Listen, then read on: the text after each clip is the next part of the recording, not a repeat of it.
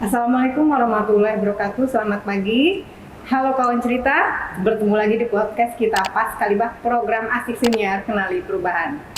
Di sini perkenalkan saya Siti Hadijah selaku host di episode kali ini. Nah, kawan cerita, kalau di TNI kita sering mengenali NKRI, harga mati. Nah, di BPS juga ada nih, kualitas harga mati. Karena sesuai visi BPS yaitu penyedia data statistik berkualitas untuk Indonesia maju.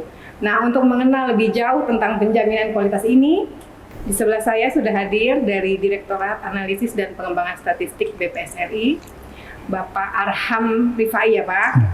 Bapak Arham ini beliau mengurusi penjaminan kualitas di BPS. Selamat pagi Bapak. Pagi. Ya. Apa kabarnya? Alhamdulillah sehat Mbak Dija. Sudah berapa lama di Medan Pak?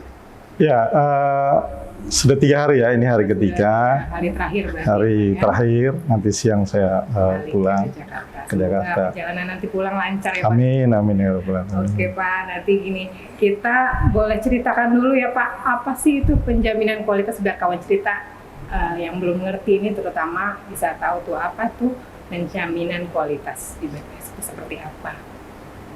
Oke, sebelumnya saya menyapa Mbak Dija ya, salam jumpa. Salam jumpa juga buat kawan cerita. Jadi benar tadi Mbak, saya sudah 3 hari di Medan dan saya baru pertama kali nih ke Medan. Oh, baru pertama ya Pak. Medan, tujuan saya ke Medan ini tadi seperti disampaikan, saya mendapat tugas dari pimpinan untuk terkait dengan penjaminan kualitas sensus pertanian. Ya. Itu salah satunya. Kemudian salah duanya itu terkait dengan kegiatan rutin kita ya, BPS seperti SHK. Jadi saya bagaimana mengukur ya kualitas dari kegiatan statistik yang selama ini kita lakukan ya dengan aplikasi yang selama ini kita bangun di pusat yaitu SICAF ya. Jadi sebuah metode penilaian self assessment kepada subject matter baik di pusat. Nah, sekarang kita sedang melakukan penjajakan di daerah. Itu tadi salah 2. Salah besarnya kenapa cuma 3 hari gitu di Medan. Mudah-mudahan ke depan saya bisa ke Medan lagi ya. Amin. Ya. Terus tadi penjaminan kualitas. Iya. Sebelum saya menjawab, ada baiknya saya kasih contoh dulu. Tadi malam itu saya makan durian ya. Durian yang terkenal ya di Kota Medan ini ya. Ya, terus saya lihat gitu. Kenapa begitu banyak pengunjung di situ? Saya datang, saya lihat mekanisme awalnya kita disuruh memilih, ya mana yang kecil, mana yang besar. Kemudian secara transparan dia menentukan harganya, disampaikan ke kita secara transparan. Kemudian lalu kita boleh mencoba apakah ini manis ataukah ini pahit, ya. Itu servis yang mereka berikan. Kemudian yang saya dengar, ya saya sedikit wawancara bahwa durian yang ada di sana itu harus habis gitu. Kalau tidak habis itu dikemas dalam kotak, sehingga mereka betul-betul menjaga kesegaran dari buah durian itu sendiri. Tujuannya apa? Tujuannya adalah pelanggan terpuaskan gitu ya.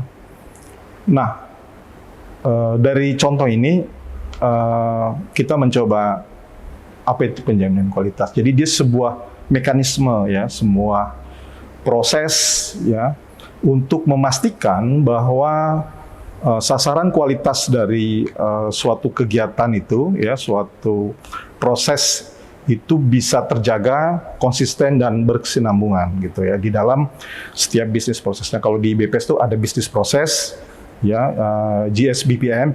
Nah, itu kualitas itu dijaga mulai dari awal sampai akhir. Itu penjaminan kualitas. Nah, kualitas itu sendiri mindsetnya memang perlu dibenahi gitu ya kepada kita semua. Kalau dulu kualitas itu berarti hanya terkait soal akurasi ya. Sekarang ini ada beberapa hal yang terkait dengan kualitas. Yang pertama adalah relevansi ya. Relevansi itu terkait dengan kebutuhan dari pengguna. Karena kualitas itu sendiri sekarang dari berbagai definisinya, itu yang disederhanakan adalah sesuai dengan kebutuhan pengguna. Itu secara sederhananya dari definisi kualitas. Nah, jadi selain relevansi itu tadi, jadi sesuai dengan kebutuhan pengguna ya. Jadi misalnya gini, buat apa kita selama ini mengumpulkan data jumlah pos hansip gitu, kalau memang tidak ada yang butuh gitu kan ya. Jadi datanya juga harus yang dibutuhkan Yang dibutuhkan masyarakat. Ya. Itu salah satu dimensi kualitas. Yang kedua, akurasi itu tadi, jadi persoalan sampling error ya atau non sampling error. Yang kedua tadi akurasi ya. Yang ketiga itu accessibility-nya, jadi pengguna dengan mudah bisa mengakses data. Kemudian juga aktual ya. Tepat waktu, kita selama ini juga ada ARC, ada rilis ya. Kemudian juga koheren ya, dan keterbandingannya dengan dunia internasional. Yang terpenting adalah, yang tidak kalah pentingnya, yaitu interoperabilitas. Jadi bagaimana cara menjelaskan kepada masyarakat awam bahwa data itu bisa dimengerti oleh masyarakat itu gitu. Itu tentang kualitas. Jadi mindsetnya bukan hanya soal akurasi, tapi 6 dimensi itu tadi, Mbak. Jadi ada 6 dimensi yang kita jamin kualitasnya itu ya Pak? Iya. Yang tadi disebutkan oleh Pak Arham. Ini langsung selanjutnya ya Pak, sepertinya nih masyarakat umumnya itu masih belum paham nih Pak, seberapa penting sih penjaminan kualitas di BPS ini Pak? Seberapa penting? Ya, sangat penting. Tadi di awal tadi Mbak Dija juga bilang kualitas harga mati gitu ya. Ada pegawai dulu BPS Kanada, saya lihat tulisannya di jurnal ya, Backstone kalau nggak salah namanya, dia menulis di jurnalnya tahun 99. Dia mengatakan begini, kepercayaan tentang kualitas dari sebuah lembaga statistik itu adalah harga mati. Sama dia bilang begitu juga. Artinya kalau sebuah lembaga statistik tidak bisa menjamin kualitasnya dari data yang dia keluarkan, mending bubar aja gitu katanya. Itu secara kasarnya seperti itu tadi. Nah, itu tadi gambaran begitu pentingnya ya. Yang hal lain adalah bahwa kita perlu melakukan penjaminan kualitas adalah supaya tadi tujuannya supaya ada kepuasan ya dari pelanggan ya, dari pengguna data. Kemudian dengan kualitas itu kita berarti mengikuti regulasi atau aturan yang ada, karena sekarang kan ada manajemen kualitas, ada manajemen resiko juga di situ. Juga bisa menumbuhkan inovasi ya kepada pegawai-pegawai BPS ya di seluruh Indonesia supaya punya gagasan inovasi supaya data kita berkualitas gitu ya. Ya itu mungkin salah satu dari mengapa kita perlu untuk melakukan penjaminan kualitas ya. Berarti penjaminan kualitas itu sangatlah penting ya Pak. Ya betul. Harga mati lah di BPS. Harga mati. Oke Pak, kalau tools penjaminan kualitas itu apa saja Pak? Ya macam-macam ya. Kalau dari sisi manajemen kualitas itu ya, jadi dia merupakan manajemen kualitas ya. Ada yang namanya Total Quality Management ya, TQM itu terkenal. Kemudian ada sertifikasi melalui ISO ya. Nah, ada juga yang namanya Quality Assurance Framework ya. Nah, ini yang dibangun oleh Badan Dunia ya, oleh PBB.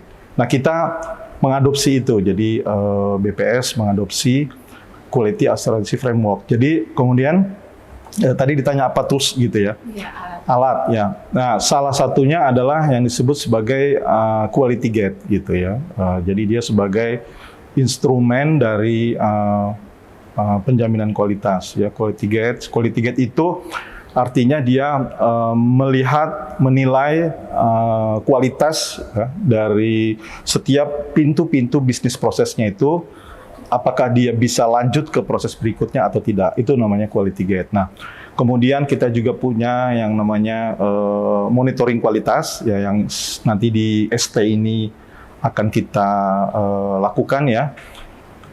Kemudian juga ada namanya self assessment, jadi menilai ya, mengukur sejauh mana kualitas yang sudah kita bangun ya di dalam kegiatan statistik kita sehari-hari selama ini gitu. Berarti ada 3 tadi ya Pak? Ya, ada beberapa yang lain juga ada, tapi itu yang kita gunakan saat ini gitu. Ya. Kalau dari ketiga ini Pak yang paling dilakukan banyak apa? Quality gates gitu atau tiga-tiganya memang penting Pak? Iya, jadi selama ini yang kita lakukan ya saat sensus ya, umumnya adalah monitoring kualitas ya. Sementara monitoring kualitas itu bagian dari quality gate. Ada kelemahan sih sebetulnya kalau kita melakukan monitoring kualitas ya, itu memerlukan biaya yang cukup besar ya, dan butuh orang yang SDM yang banyak, kemudian waktu juga menyita waktu ya. Nah, seandainya kita membangun yang disebut sebagai quality gate itu sejak awal, karena quality gate itu memang harus diolah sedemikian rupa itu sejak awal, sejak perencanaan. Nah, kalau kita bangun itu quality gate itu sejak awal, insya Allah kita bisa meminimalisir tadi biaya, waktu dan sebagainya. Jadi ke depan kita sedang mencoba, makanya ini salah satu saya datang ke Medan adalah untuk melakukan in-depth ya, atau pembelajaran penggunaan quality gate. Jadi quality gate ini mungkin awalnya agak apa ya, mungkin teman-teman nanti melihatnya sebagai ada beban baru gitu ya Mbak ya, Mbak Dija. Nama beban kerja. Ya, di awal mungkin seperti itu. Jadi ibaratnya begini, kalau kita ingin berpergian, kita kan biasa kita dulu melis ya, melis apa saja sih yang akan kita bawa gitu ya, misalnya pakaian berapa buah gitu, handuk, sikat gigi, ya, itu di-list. Sebelumnya sudah ya, siap, nah, ya, quality gate ini kita rencananya itu membangun daftar-daftar ukuran kualitas yang akan kita gunakan. Jadi kalau kita di awal sudah menyusun list tadi, kita kalau mau berangkat gitu udah siap, udah terbiasa. Beda kalau misalnya perjalanan kita agak berbeda, misalnya camping, mungkin ada yang berbeda dari list-list ini. Nah, inilah yang coba kita bangun ya, membuat daftar-daftar ukuran kualitas dari survei atau kegiatan yang akan kita bangun gitu Mbak Dija. Berarti kalau untuk monitoring kualitas Pak itu pada saat pelaksanaan ya? Ya, jadi pada saat pelaksanaan ya itu kegiatannya kita monitoring. Tapi kalau quality gate ya itu benar-benar dari awal kita persiapkan ya. Jadi kalau kita sudah betul-betul menjalankan quality gate ya, kita mungkin tidak perlu harus melakukan monitoring ya. Mungkin ada tapi tidak harus masif gitu Mbak Dija. Terkait biaya tadi ya Pak? Iya, biaya, waktu, ya, tenaga dan sebagainya. Selanjutnya sih Pak.